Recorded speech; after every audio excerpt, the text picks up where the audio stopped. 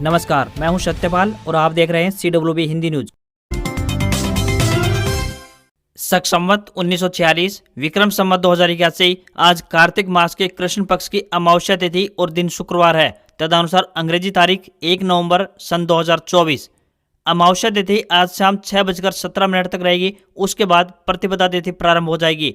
आज स्नानदान श्राद्ध आदि की अमावस्या भी है। सबसे पहले आज की सुर्खियां।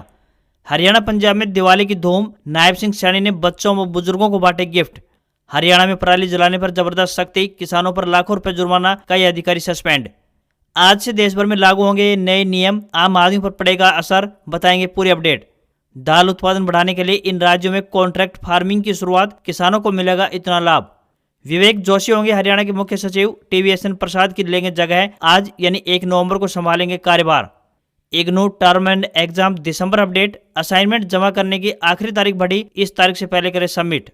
और मोदी ने 11वीं बार जवानों के बीच दीपावली मनाई, गुजरात के कच्छ पहुंचे। सबसे ज्यादा बार यानी 4 बार जम्मू कश्मीर तो 2 बार हिमाचल गए। और अब खबरें विस्तार से। हरियाणा में गुलाबी ठंड दस्तक दे चुकी है। सुबह व शाम ठंड का एहसास हो रहा है। हालांकि दिन के समय गर्मी भी महसूस की जा रही है। वहीं प्रदूषण के चलते वायु गुणवत्ता खराब श्रेणी में पहुंच चुकी है। इसी बीच मौसम विभाग ने ताजा अपडेट जारी की है। जारी अपडेट के अनुसार बता दें कि प्रदेश के सभी जिलों में 4 नवंबर तक मौसम साफ रहने का अनुमान जताया गया है। इस दौरान बरसात की संभावना न के बराबर है। हालांकि तापमान में गिरावट देखने को मिल सकती है, जिससे इसी सप्ताह से ही प्रदेश भर में हल्की सर्दी की आहट महसूस होगी। एक और जहां अभी दिन के समय गर्मी महसूस की जा रही है, लेकिन नवंबर के पहले सप्ताह में ही दिन में ठंडक महसूस की जा सकेगी।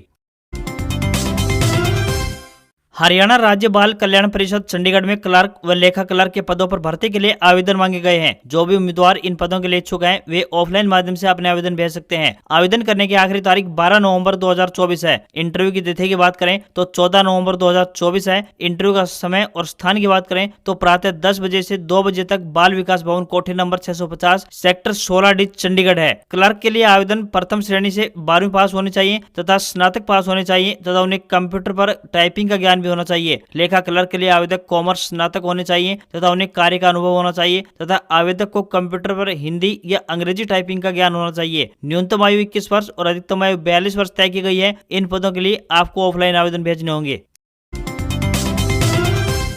हरियाणा और पंजाब में दिवाली का त्योहार धूमधाम से मनाया गया। हरियाणा में अधिकतर स्थानों पर दिवाली मनाई गई, तो वहीं पंजाब में कुछ स्थानों पर आज दिवाली मनाई जाएगी। दुकानों, घरों और मंदिरों को रंग बिरंगी लाइटों से सजाया गया। रात होते ही आसमान में आतिशबाजी शुरू हो गई। हरियाणा के मुख्यमंत्री नायब सिंह सैनी ने कुरुक्षेत्र जिले के लाडवा स्थित बाबा बंशीवाला वृद्ध आश्रम एवं साक्षी बालकुंज आश्रम में जाकर बुजुर्गों एवं बच्चों के साथ दिवाली मनाई। उन्होंने बुजुर्गों एवं बच्चों को मिठाई खिलाई तथा उन्हें दिवाली की शुभकामनाएं दी। CM सैनी ने कहा कि आज के दिन भगवान श्री राम अयोध्या लौटे थे और इसी उपलक्ष्य में दिवाली का त्योहार मनाया जाता है। अयोध्या में श्री राम जी का भव्य मंदिर बनाया गया है और उसे भव्य तरीके से सजाया गया है। दिवाली पर्व पर हरियाणा NCR क्षेत्र में शामिल जिलों को प्रदूषण की मार से बचाने के लिए सूबे की नायब सैनी सरकार निरंतर प्रयासरत है। खुली हवा में सांसों पर पहरा लगाने वाले प्रदूषण से निपटने की दिशा में आगे बढ़ते हुए सरकार ने पराली जलाने के आरोप में 100 से अधिक किसानों के खिलाफ FIR दर्ज की है। इसके अलावा 400 के करीब किसानों के चालान भी काटे गए हैं। पराली जलाने वाले किसानों के करीब 10 लाख रुपए जुर्माने के रूप में भी वसूल किए हैं। प्रदूषण से निपटने की दिशा में काम कर रही प्रदेश सरकार ने यह कार्रवाई सिर्फ किसानों पर ही नहीं बल्कि अपनी जिम्मेदारी का सही ढंग से निर्वाह नहीं करने वाले नोडल अधिकारियों के विरुद्ध भी सख्ती बरती गई है। सरकार ने 25 से ज्यादा अधिकारियों व कर्मचारियों को सस्पेंड किया है। हरियाणा में पहली बार इतने बड़े स्तर पर कार्रवाई हुई है जब अधिकारियों को प्रदूषण फैलाने के प्रति जवाबदेह माना गया है। इन अधिकारियों ने अपने अपने क्षेत्र में न तो ठीक ढंग से निरीक्षण किया और न ही किसानों को पराली जलाने से रोकने में कामयाब रहे। 250 से ज्यादा ऐसे अधिकारियों व कर्मचारियों को नोटिस भेजकर जवाब मांगा गया है। सुप्रीम कोर्ट से फटकार लगने के बाद हरियाणा सरकार ने किसानों और अधिकारियों के खिलाफ ये सख्ती बरती है।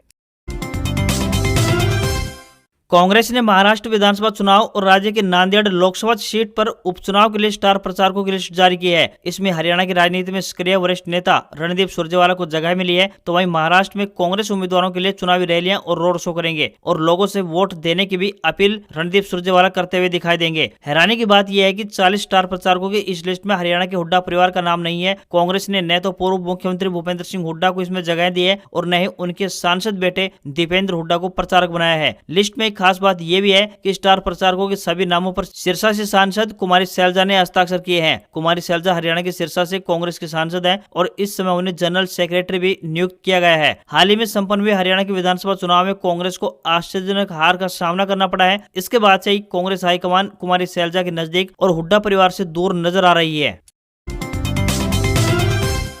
हरियाणा महिला एवं बाल विकास विभाग की ओर से 24 जनवरी को राष्ट्रीय बालिका दिवस पर लड़कियों को राज्य स्तर पर सम्मानित किया जाएगा, जिसके लिए 15 नवंबर तक आवेदन किए जा सकते हैं। विभिन्न क्षेत्रों में अनुकरणीय उपलब्धि हासिल करने वाली बालिकाओं को नगद पुरस्कार व प्रशस्ति पत्र से सम्मानित किया जाएगा। ऐसे पुरस्कारों से उनकी प्रतिष्ठा तो बढ़ेगी तथा उन्हें अन्य लड़कियों को बेहतर प्रदर्शन करने की प्रेरणा भी मिलेगी। इच्छुक बालिकाएं जिन्होंने सामाजिक मुद्दे, शिक्षा, वृक्षारोपण, खेल, बहादुरी, स्वास्थ्य संबंधी मुद्दे तथा मीडिया एवं साहित्य में अनुकरणीय उपलब्धियां और विशेष विकलांग बच्चों द्वारा शिक्षा, संस्कृति, सामाजिक कार्य, मीडिया व बहादुरी आदि जैसे किसी भी क्षेत्र में अनुकरणीय उपलब्धि प्राप्त की हो अथवा हरियाणा में बाल देखभाल संस्थानों के द्वारा सामाजिक मुद्दे, शिक्षा, वृक्षारोपण, खेल, बहादुरी, स्वास्थ्य संबंधी मुद्दे तथा मीडिया एवं साहित्य आदि जैसे क्षेत्र में किसी भी क्षेत्र में अनुकरणीय उपलब्धि प्राप्त करने का कार्य किया हो, वे इस सम्मान के लिए अपना आवेदन कर सकती हैं। आवेदन की शर्तों को पूरा करने वाली बालिकाएं अपना पूर्ण बायोडाटा, उपलब्धियों के दस्तावेजों सहित अपना सत्यापित आवेदन लघु सचिवालय स्थित महिला एवं बाल विकास विभाग के जिला कार्यक्रम अधिकारी कार्यालय में जमा करवा सकती हैं।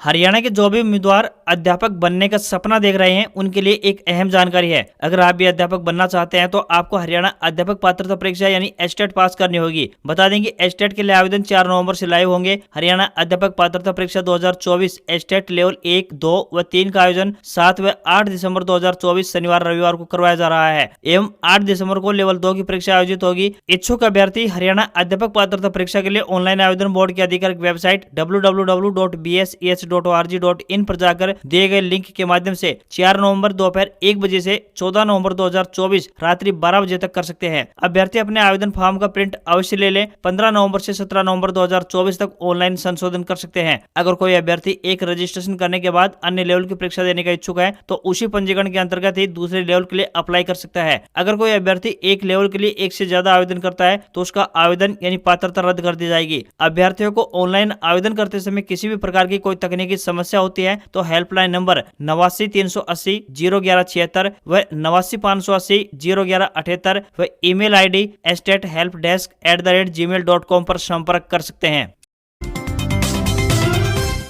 देश भर में दालों का उत्पादन बढ़ाने की दिशा में निरंतर प्रयास हो रहे हैं। इसी कड़ी में केंद्र की मोदी सरकार ने तूर और मसूर दाल का उत्पादन बढ़ाने के लिए बड़े स्तर पर नए प्रयास किए हैं। इसके लिए किसानों के साथ कॉन्ट्रैक्ट फार्मिंग की शुरुआत की गई है। National cooperative consumer federation of India यानी NCCF ने कई राज्यों के किसानों के साथ कॉन्ट्रैक्ट फार्मिंग के लिए करार किया है। इसके पीछे सीधा मकसद दालों के उत्पादन को बढ़ावा देना है। कॉन्ट्रैक्ट फार्मिंग के करार की बात करें तो गुजरात, तमिलनाडु, बिहार और झारखंड के किसानों के साथ किया है। अभी तक 1500 हेक्टेयर से ज्यादा भूमि पर करार हो चुका है। कॉन्ट्रैक्ट फार्मिंग के तहत बाजार भाव और न्यूनतम समर्थन मूल्य यानी MSP में से जिसका भी भाव ज्यादा होगा सरकार उसी कीमत पर खरीदारी करेगी। यदि करार सफल रहता है तो सरकार इसका दायरा भी बढ़ाएगी, यानी कई अन्य राज्यों में भी कॉन्ट्रैक्ट फार्मिंग के तहत दाल की खेती को बढ़ावा दिया जा सकता है। इनमें हरियाणा का नंबर भी आ सकता है। बता दें कि केंद्र सरकार वर्तमान में कई देशों से दालों का आयात करती है। कनाडा, तंजानिया, म्यांमार और मालवी जैसे देशों से दालों का आयात किया जा रहा है। इस साल यानी 2024 में 47 लाख टन का आयात किया गया है। इसरो के चीफ रह चुके डॉक्टर के राधाकृष्णन की अगुवाई वाली एक कमेटी ने नीट की परीक्षा करवाने में कुछ बड़े बदलावों की सिफारिश की है। शिक्षा मंत्रालय को भेजी अपने रिपोर्ट में राधाकृष्णन कमेटी ने कई चरणों में परीक्षा करवाने, ऑनलाइन एग्जाम और हाइब्रिड मॉडल अपनाने जैसे कई अहम बड़े बदलावों की सिफारिश की है। इस साल नीट और UGC नेट जैसे एग्जाम में कथित पेपर लीक जैसी गड़बड़ी की शिकायतें आई थी। नीट पेपर लीक का मामला सुप्रीम कोर्ट पहुंचने के बाद शिक्षा मंत्रालय ने 22 जून 2024 को के राधाकृष्णन की अध्यक्षता वाली एक एक्सपर्ट कमेटी के गठन की घोषणा की थी। कमेटी ने एग्जाम करवाने की पूरी प्रक्रिया में सरकारी नियंत्रण बढ़ाने की वकालत की है। इसमें कहा गया है कि प्राइवेट सर्विस प्रोवाइडर से एग्जाम कंडक्ट करवाने से जुड़े काम करवाने की बजाय NTA को अपने खुद के एग्जाम सेंटर्स बढ़ाने चाहिए। इसके अलावा NTA ने परमानेंट कर्मचारियों की संख्या भी बढ़ानी चाहिए। कमेटी ने कहा है कि जहां तक संभव हो सके एग्जाम ऑनलाइन करवाने चाहिए। CUET के एग्जाम को लेकर कमेटी ने सब्जेक्ट कम करने की सलाह दी है। फिलहाल इसमें 50 सब्जेक्ट की चॉइस रहती है, जिनमें से 6 सब्जेक्ट चुनने होते हैं। इंदिरा गांधी राष्ट्रीय मुक्त विश्वविद्यालय यानी इग्नू ने दिसंबर 2024 टर्म एंड एग्जाम यानी TEE के लिए ओपन डिस्टेंस लर्निंग यानी ODL और ऑनलाइन दोनों कार्यक्रमों के लिए असाइनमेंट जमा करवाने की समय सीमा बढ़ा दी है। अब इच्छुक छात्र 30 नवंबर 2024 तक अपने असाइनमेंट आधिकारिक वेबसाइट ignu.ac.in पर जमा करवा सकते हैं। इसके अतिरिक्त छात्र बिना विलंब शुल्क के 3 नवंबर 2024 तक इग्नू दिसंबर 2024 टर्म एंड एग्जाम परीक्षा फॉर्म भी जमा करवा सकते हैं। इससे पहले आवेदन जमा करवाने की आखिरी तारीख 28 अक्टूबर थी। इग्नू के अनुसार ओपन डिस्टेंस लर्निंग और ऑनलाइन दोनों कार्यक्रमों के लिए दिसंबर 2024 टर्म एंड एग्जाम 2 दिसंबर 2024 से प्रारंभ होगा और यह परीक्षा 9 जनवरी 2025 तक निर्धारित है।